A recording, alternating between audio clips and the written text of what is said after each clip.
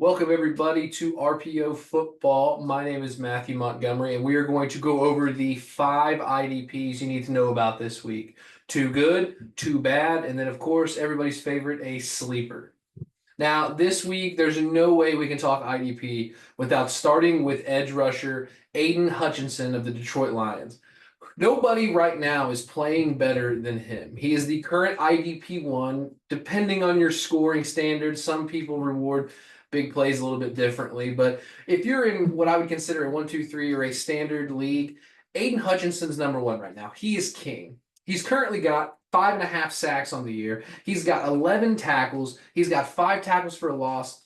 There quite literally is not anything else that he can do to separate himself amongst the group of edge rushers in the NFL.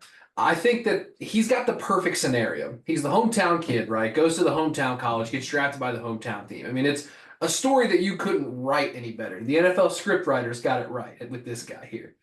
But his play on the field, I mean, the story is one thing. The play is what's separating him. He is living up to the high expectations you have with the second overall pick in a draft. He's going into year 3, so this is the second game of year 3 in the NFL, and he just explodes with 4.5 sacks.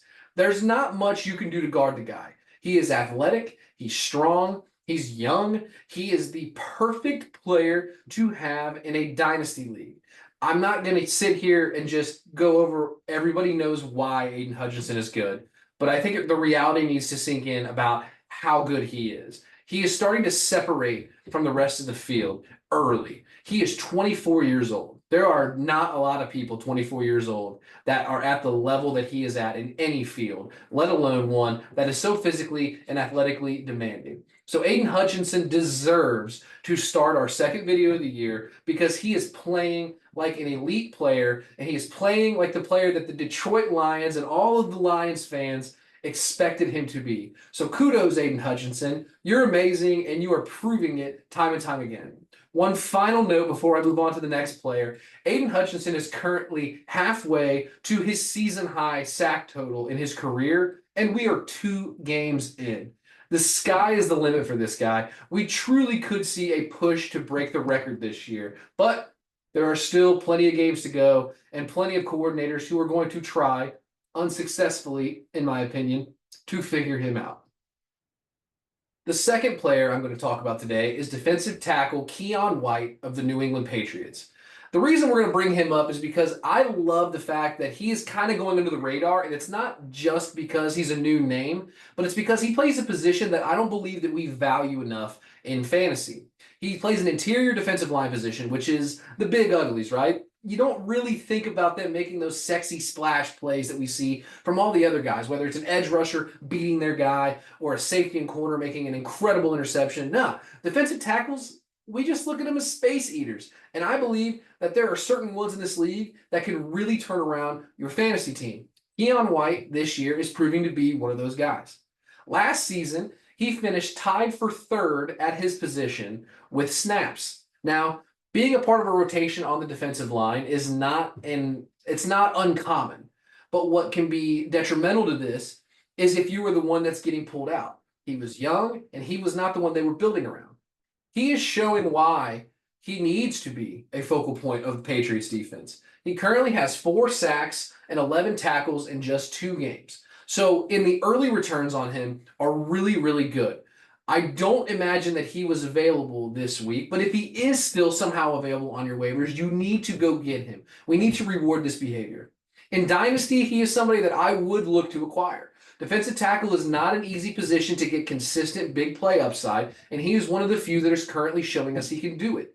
And like I mentioned previously, they're building around him. He's 25 years old. He is still ascending into his prime, and I believe that in the next couple of years, we could really see him take over that Aaron Donald type of player, where you universally just look at a guy and you say, he is currently the best. Now, he's not there yet. It's been 2 games, so pump the brakes a little bit. But I'm telling you, if you invest in this guy, he can and will help you win fantasy matchups. This is the part of the video where I have to get a little bit negative, and I'm so sorry to Cowboys fans in advance because both players are going to be players on your team. The first one was actually in my hype up video last week, and that was DeMarcus Lawrence. DeMarcus Lawrence had a monster week last week. He had multiple sacks, he had 5 tackles, he looked fresh, and the team as a whole benefited from him disrupting the backfield. But in the video, I mentioned that he is the perfect player to try to get assets for and to move off of before he comes crashing down to earth. He is 32 years old, so I don't believe that weeks like that will stay as the norm. Well, this week he crashed down to earth for sure, having just 2 assisted tackles. That is it. And just like that, the sell window has closed because who is going to buy somebody that shows that type of inconsistency? Now, I'm sorry to continue to pile up on you guys, but the other player is Micah Parsons. Micah Parsons, we all know, is a fantastic football player. He is arguably one of the best in the entire NFL. He is a Swiss Army knife. We've all seen him play snaps at every single position outside of maybe cornerback, and I believe that he would have a shot against certain receivers in this league. But regardless, I don't care how much you can use him. In fantasy football, the main game is producing stats. And when Micah Parsons is on, he is on. But for a player of his caliber and the name recognition associated with him, he is not worth putting on your roster. Too often, Micah Parsons forces you to start him because of his name and then lets you down with games that I would consider not startable. 2 assists here, a solo tackle and an assist there. Micah Parsons almost is a sack-dependent player. And the first few years, we saw him get sacks at a high clip. And I do believe he is still that guy that can pop off and have 3 sacks in a game, which will help you win a week. I'm not going to knock the guy there. But what I'm telling you is IDP can be won when you are consistently getting points. People that are in spots that allow for them to get stats. And Micah Parsons, unfortunately, too often leaves us wanting more. So Cowboys fans, you have an ultimate boom on each end of your defensive line. But the problem is either both go off or none go off. And unfortunately, that does not win you games in IDP fantasy football. So if I were you and I was a manager of DeMarcus Lawrence or Micah Parsons, I'm trying to get assets. Micah Parsons should fetch you a lot. He is a good player. I just believe that there's a strategy involved in IDP that you need to understand who can win for your team and just don't get blinded by the name on the back. You're trying to win the game, so get guys that will consistently help you do that. And unfortunately, the Cowboys edge rushers just don't do that at a clip high enough that makes me comfortable rostering them moving forward. DeMarcus Lawrence, he's 32. He's aging out of what I would consider the prime. He can affect games, but he doesn't do it often enough. And when he does, it's not like Aiden Hutchinson or Micah Parsons levels. It's decent. It's startable. And like I just mentioned, Micah Parsons just doesn't do it enough. So get what you can for these players. It doesn't matter if you're getting a 4 or a 5. You're getting something. But get draft picks. Get a player that's a depth fill. Help your other positions by getting name recognition from players that everybody watches every single week. They're the biggest brand in the NFL, so people will know who they are. But you have to know when they're helping your team and when they're hindering your team. And unfortunately, this week, they hindered your team. And lastly, back to the positivity sandwich we got going here. We are going to go over everybody's favorite part of fantasy football, and that is identifying the sleeper, figuring out who is the guy that's going to help you win the week and getting him before anybody else knows who he is.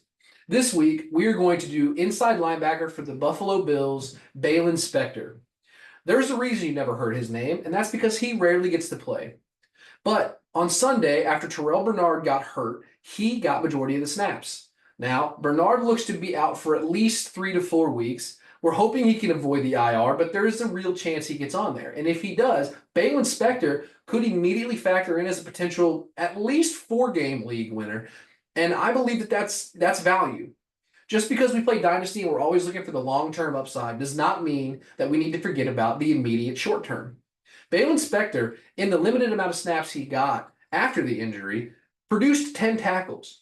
For context on just how new this guy is, That's more tackles than he had all of last year and all of the year before.